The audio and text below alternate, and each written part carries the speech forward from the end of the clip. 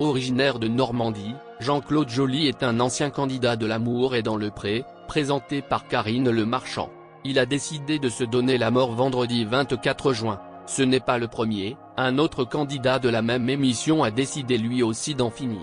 Dans l'émission, Karine Le Marchand l'appelait mon Jean-Claude avec beaucoup de bienveillance. Le jeune agriculteur a participé à l'émission, comme tous les autres, pour trouver l'amour.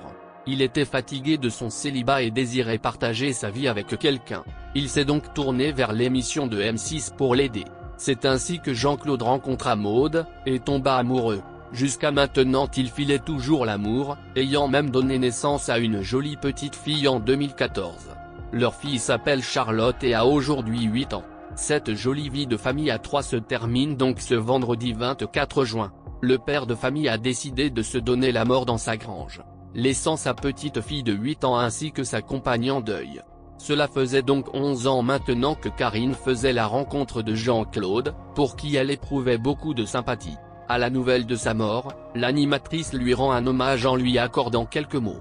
Triste de ce qu'il se passait, elle a pris la parole. Elle déclare sur Instagram avec une photo de l'agriculteur mon Jean-Claude, les mots me manquent, mais pas mes larmes.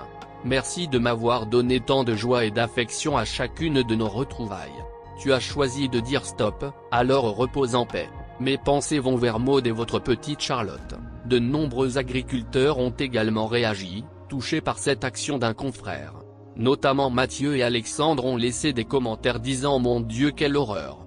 Mais dans quel triste monde nous vivons, toutes nos pensées à sa famille sous la publication de Karine.